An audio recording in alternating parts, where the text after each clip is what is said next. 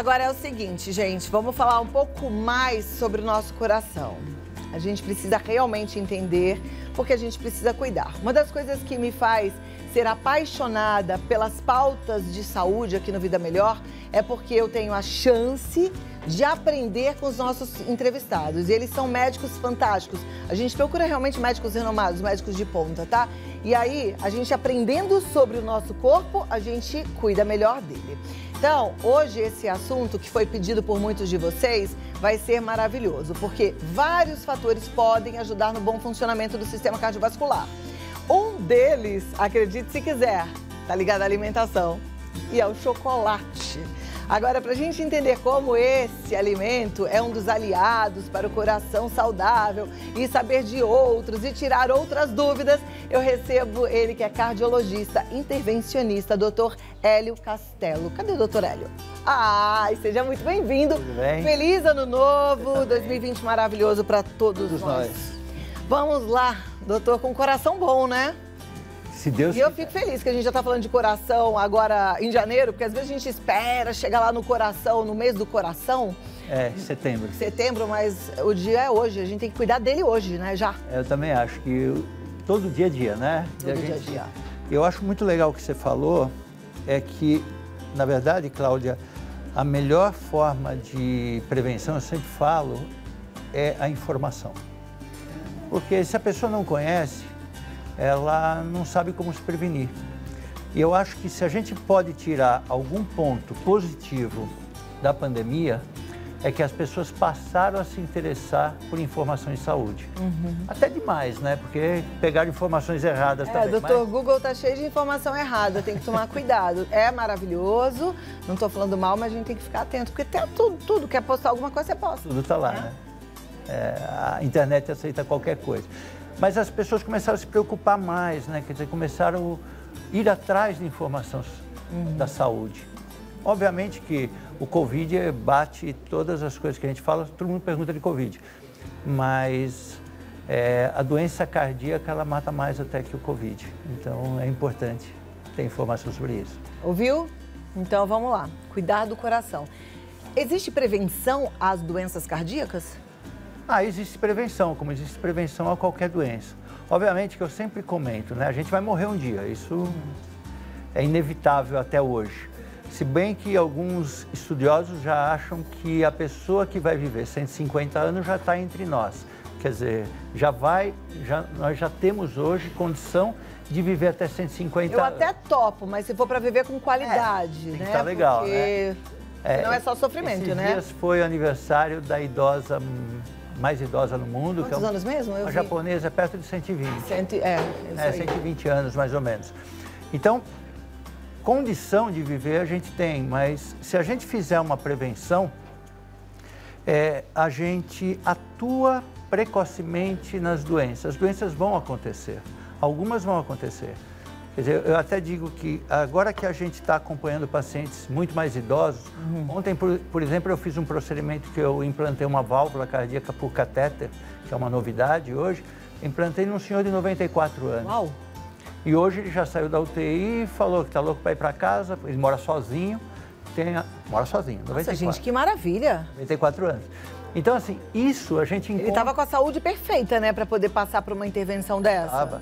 E é uma intervenção de 1 hora e pouco que ele sai acordado conversando depois. Sensacional. Então, hoje a gente trata esses pacientes com 80, com 90 anos muito mais rotineiramente. E aí eu falo, para você chegar até 80, 90 anos, você vai ter algumas doenças nesse caminho todo longo. Você vai ter uma doença cardiovascular, talvez você vá ter um câncer. Eu tive um câncer, vai completar 10 anos esse ano. Então, se você faz o diagnóstico precoce, mais cedo, essa é a melhor forma de prevenção. Tá vendo só? A gente tem que ficar atento. Tem gente que fala assim, outro dia eu ouvi um negócio tão absurdo. Eu falei, como é que tá o colesterol? Sei lá, pra que eu vou ver? Se eu não vejo, tá tudo bem. Pra mim tá tudo bem. Não, esse é o grande erro, né? A ignorância, né? A ignorância, eu acho que é o pior de todos os erros. Porque hoje a gente tem ciência pra cuidar se a gente consegue pescar que não tá bom. Sem dúvida. E todas as doenças, né? Os cânceres, mesmo o AVC, que é uma coisa mais difícil de prevenir do que o infarto, por exemplo. O infarto é um pouco mais fácil de prevenir, mas a gente consegue hoje. A gente consegue controlando melhor a pressão, dando uma dieta mais adequada, fazendo a pessoa fazer atividade física e fazendo exames que vão diagnosticar antes da pessoa ter o quadro agudo, vamos dizer assim. No AVC existem esses exames? Tem alguns exames que mostram que se você tiver algum sinal suspeito ou o paciente é de alto risco, eventualmente você pode fazer algum exame que tem uma chance, não vai prevenir 100%, mas vai diminuir bastante a chance. Você consegue ver ali as veias, artérias, é isso? Exatamente. Por exemplo, esse é o Doppler de carótida? Não, tem o Doppler de carótida, tem a angiografia, se for o caso. Né? Mas, por exemplo, o Doppler de carótida, que você falou agora, para quem não sabe, né? O Doppler de carótida é um ultrassom em que a gente faz dessas duas artérias que passam aqui no pescoço. Quando você faz o Doppler de carótida e vê que tem placa de gordura, isso levanta uma luzinha vermelha que fala, bom, tem que dar uma olhada se tem placa de gordura em mais algum lugar. Então, dependendo da idade, do quadro clínico, dos fatores de risco, é claro que não é uma receita de bolo, todo mundo tem que fazer todos os exames, mas naquele paciente que é considerado em maior risco, você pode fazer algum exame até eventualmente intracerebral para ver se ele tem alguma possibilidade maior de ter um AVC. Então, às vezes você trata uma obstrução na carótida, você evita um AVC. Você trata um aneurisma precocemente, um aneurisma cerebral, você evita uma hemorragia, um AVC, uma morte. Então, hoje a gente pega pacientes assim. E aí tem o contrário também. O início do AVC se detecta muito rápido, você pode desobstruir essa artéria e a pessoa não ter o déficit. No começo desse mês, nós tivemos, num dos hospitais que a gente atende, chegou um rapaz de 50 e poucos anos com AVC. 4 dias depois ele estava mexendo tudo e saiu bem. Provavelmente foi socorrido rapidamente, Exatamente. Né? A gente no ano passado falou bastante dos testes que a gente tem que fazer, né? Pede para levantar os 2 braços, se um não tá, a boca que tá torta, né? Tem vários fatores aí que a gente precisa ficar atento. Pede para rir. E você disse que tem prevenção ao infarto.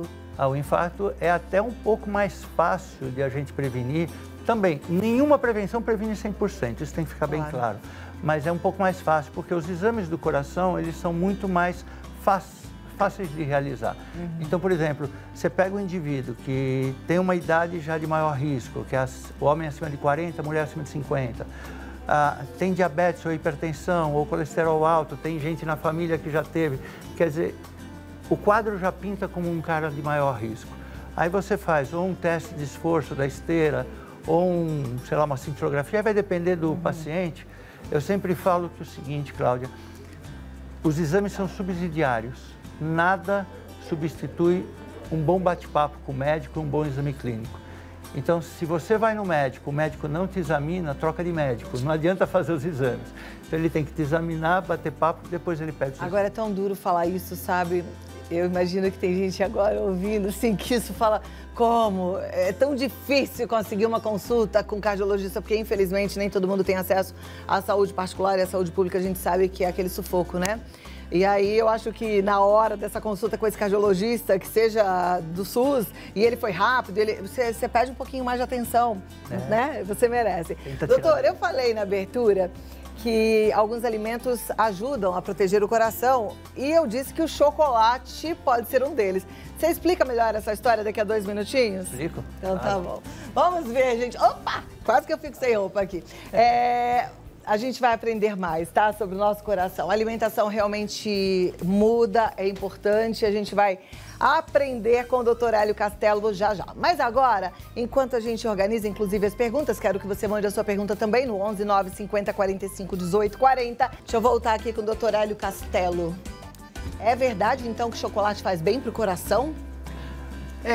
Como vários alimentos, né? O chocolate é um alimento muito bom por causa do cacau, principalmente.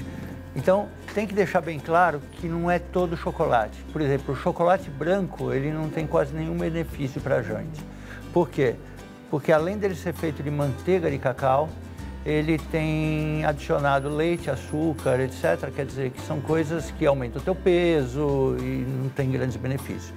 O chocolate preto, e principalmente o mais amargo que tiver, hoje nós temos chocolate 60%, 70% e até mais de 90% de cacau. Tem muito pouco leite, muito pouco açúcar. Então, o cacau ele tem efeitos, melhora os antioxidantes, então isso melhora a circulação sanguínea. Ele tem efeito de saciedade, ou seja, até facilita o processo de emagrecimento. Porque a pessoa não fica tão gulosa, né? Não fica tão gulosa, porque ele produz algumas substâncias que dão sensação de saciedade, né? Para quem não sabe, saciedade é você já estar satisfeito, não precisa comer mais nada. Ele melhora também a parte de circulação cerebral e cardíaca, tá? Além do que, ele é um poderoso elemento anti-estresse, porque ele diminui um pouco o cortisol, que é uma das substâncias que participa do estresse do dia a dia. Então, é um componente ótimo, principalmente por causa do cacau, mas tem que ser comido bem e sem açúcar, preferencialmente. Maravilha. Agora é o seguinte, temos muitas perguntas, ainda bem que você participa. Doutor, eu vou colocar aqui na tela e aí a gente tem as respostas. Presta atenção, gente, porque as dúvidas ajudam a todos, tá? O Douglas do Rio de Janeiro quer saber, é recomendável seguir a dieta mediterrânea para manter o coração saudável? Douglas, eu sinceramente, pode até ser um problema meu. Eu não acredito em nenhuma dieta milagrosa, assim, mediterrânea, dieta da sopa, dieta da joaninha, essas coisas. Eu acho assim, você tem que ter uma dieta saudável. Então, se ocupar mais, consumir mais os alimentos mais saudáveis. Então, que nem a gente estava falando agora do chocolate. Você está com vontade de comer um chocolate? Come o chocolate com menos açúcar e mais amargo.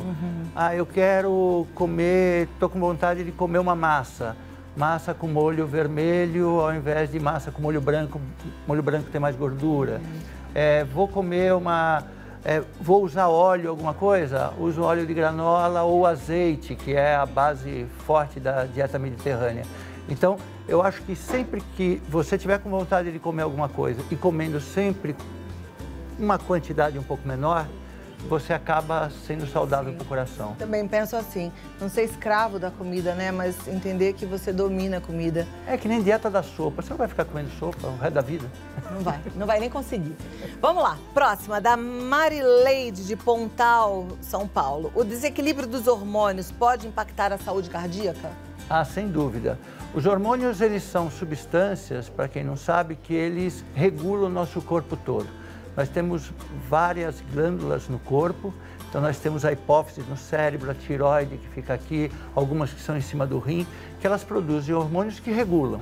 Então, por exemplo, a hipófise, que é uma glândula que fica do tamanho de uma ervilha no nosso cérebro, ela produz uma série de hormônios que regulam quase todas as outras glândulas. Então, ela faz a tireoide funcionar, ela faz, por exemplo, a tua produção de insulina acontecer, etc.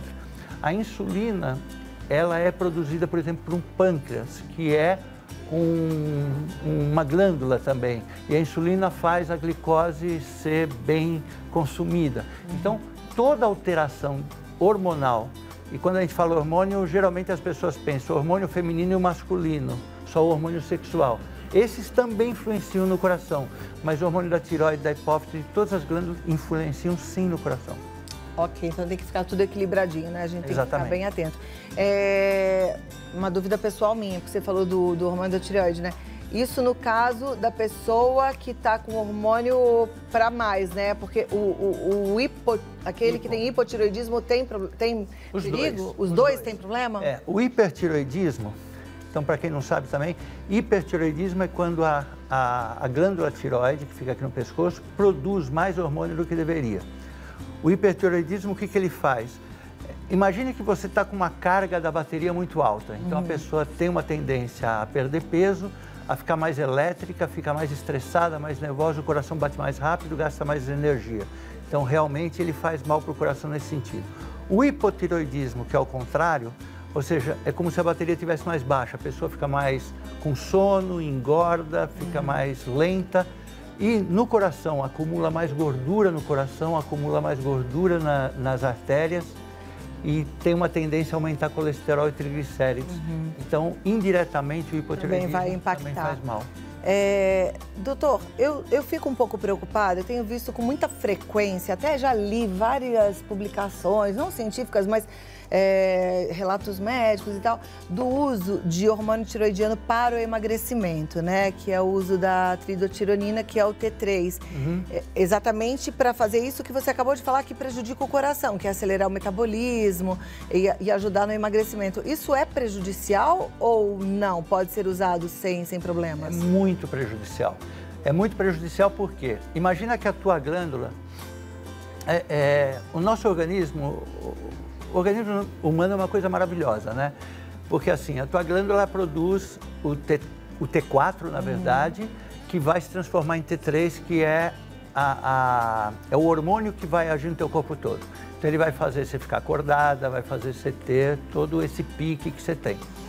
Se eu der T3, se eu der hormônio sinteticamente, que você não precisa, é claro que se tiver baixo eu tenho que dar, mas está normal, eu te dou agora, o que ele faz? Além de ter os efeitos deletérios semelhantes ao hipertiroidismo, que a gente falou agora, pode dar arritmia cardíaca, você pode emagrecer mais do que deveria, o teu intestino pode funcionar mais do que deveria, você pode ter muito calor, enfim, uma série de coisas que não seria legal. Esse hormônio a mais, ele vai inibir a tua tireoide de produzir hormônio. E a hipófise que está lá na tua cabeça, que é ela que fala para a tireoide, tireoide, produz hormônio, ela vai falar, nossa, a tireoide está produzindo muito. Ela também é inibida a estimular a tireoide. Se amanhã você para o hormônio, todo esse sistema está funcionando menos, porque ele estava inibido até aquele momento. A pessoa pode até adquirir um hipotireoidismo. Você pode adquirir hipotireoidismo temporário, entende? Então, não faz sentido você dar hormônio... Para quem não precisa. Para quem não precisa. Tá certo. Próxima pergunta, vamos lá para a tela, é da Mariana de Itabaiana. É verdade que as bebidas energéticas podem prejudicar o coração? Muito verdade. É mesmo? Atenção, jovens! Meninas lindas que têm mania do... Vocês sabem, não vou falar o nome. Não vou falar inicial, mas todos vocês, né? Olha, há uns 10 anos atrás, eu atendi uma menina de 12 anos, 12, 13 anos. Me ligaram que essa menina estava no pronto-socorro, eu fui vê-la, né? Essa menina tinha ido naqueles... Antigamente chamava de matinê, não sei como é que chama hoje, né? Hoje é balada mesmo. Uma balada... Hoje é pancadão, doutor. A balada à tardinha, sabe? Aquela que não é à noite, porque à noite ela não poderia com 12 anos. E na balada ela tomou, um desses energéticos, ela tomou 7 latinhas. Ei, meu pai. Misturada com alguma coisa, tal. Não foi com álcool. O coração dela estava batendo a 170 batimentos por minuto. Só para quem não sabe, o normal em repouso é 60 a 100. Estava 170, com uma arritmia, a menina estava desesperada. Nós tivemos que dar uma medicação, ela ficou na UTI por 48 horas, depois recuperou. Mas o uso contínuo disso pode fazer mal mesmo. E até se, por exemplo, você for numa balada, você tomou muito e ainda associado ao álcool, tem maior chance de você ter arritmia. Então, gente, mães, tem que conversar com as filhas, né, com os filhos de vocês, porque é muito comum as jovens e os jovens falarem assim, que eu não bebo álcool, então eu bebo energético. É perigoso, tá? Então, assim, aproveita que você é jovem, que tem pique de sobra, tira essa alegria de onde você quiser e bora pular, dançar, não precisa de nada, né? Energia que não falta nessa cidade, não é verdade? Poxa. Meu Deus. Vamos lá, próxima pergunta já vai para a tela, é da Gislaine de São Paulo. Ela diz, tenho transtorno do pânico e tenho muitas dores no peito. O eletro está normal, mas nunca sei se é uma dor preocupante ou não. Então, Gislaine, assim, o pânico ou qualquer transtorno da parte psíquica, tanto a depressão como o pânico, como a euforia também, que tem pessoas que têm ansiedade e euforia, ela pode mimetizar uma doença cardíaca, ela pode dar dor no peito, até pela contração das artérias, porque libera muita adrenalina, alguns hormônios do estresse que a gente diz, como até essa dor pode até ser o que a gente fala de psicológica. Na verdade, tem dor, é dor, né? Mas pode não ter nenhuma doença no coração e simplesmente o peito é um órgão-alvo dela para aquela ansiedade e para aquele pânico que ela está. Então, o que a gente recomenda? Que realmente ela passe num cardiologista para ver se não tem nenhuma doença cardíaca e faça o tratamento da síndrome do pânico muito rigorosamente. E que a família ajude ela, porque a síndrome do pânico é uma coisa difícil, mas tem tratamento e tem então, melhorar. Tem tratamento. Eu sou uma das pessoas que aqui há 12 anos levanto a bandeira do tratamento psiquiátrico sem preconceito. Gente, a cabeça, ela é tão importante quanto o coração, quanto o joelho, quanto o pé. Então, assim, não existe, vou no ortopedista, não, vou no psiquiatra. Isso não existe. Existe tratamento e essas doenças psíquicas, elas são seríssimas e podem causar outras comorbidades. Então, a gente precisa tratar sem preconceito, tá? Não fica assim, eu vou levar minha filha numa psiquiatra. Vai, leva sim e pronto, vamos tratar. O pessoal ainda acha que psiquiatra trata louco, né? E psicólogo também. Então, não é nada disso. Esse mês é um mês de saúde mental, né? Saúde emocional. Então, eu acho que o teu lembrete é fantástico. Apesar de quem fazer a piadinha aqui, né, de médico e louco, todo mundo tem um pouco. Quem não é? Vamos lá, a próxima pergunta já vai para a tela. Ana Célia, ela é de Florianópolis. Quem teve doença de Chagas deve fazer exames do coração com mais frequência? A pergunta é legal, é difícil a gente responder perguntas sobre doença de Chagas. Doença de Chagas, o Brasil é um dos campeões de doença de Chagas ainda, né? É causada pelo barbeiro, que é um inseto. Ele pica e dentro dele tem um vermezinho que entra e vai se alojar, preferencialmente no coração, esôfago e intestino, em algum desses órgãos, né? Se você tem doença de Chagas, não quer dizer que você vai morrer do coração, mas numa porcentagem razoável ele pode afetar o coração, tanto dilatando o coração como causando arritmia cardíaca, que são bloqueios, etc. Então, eu acho que se você já teve contato e tem positivo, é importante você passar pelo menos uma vez por ano no médico para ver se realmente está afetando ou não. Pode ser que ela viva até os 90 anos sem ter isso, mas é bom fazer um acompanhamento, né? Aliás, eu acho assim, olha, pensa se não tem coerência, você que está em casa. Tem alguma coisa te incomodando, alguma coisa te preocupando, vai ver. Vai viver com uma preocupação, vai viver com uma dúvida em relação ao seu corpo, à sua saúde, né? Marca o médico e vai dar uma olhada. Interessante, Cláudia, que as pessoas fazem isso com o carro, né? Se você compra um carro, como o carro tem um valor financeiro conhecido, então você pagou lá 10, 20, 100, sei lá, enfim, pagou aquele X mil reais pelo aquele carro, qualquer barulhinho você para, você vai ver, etc. Tal. Agora, o teu valor é muito maior, né? Impressionante, né? Você falou certinho, é isso mesmo. Fez um barulhinho, a gente vai ver. Você não é um carro, não. Você é um carrão, você é uma Ferrari, tá bom? Próxima, da Ana Célia, já foi da Luana. A Luana é de Gurupi, Tocantins. Pessoas jovens devem procurar o cardiologista em quais situações?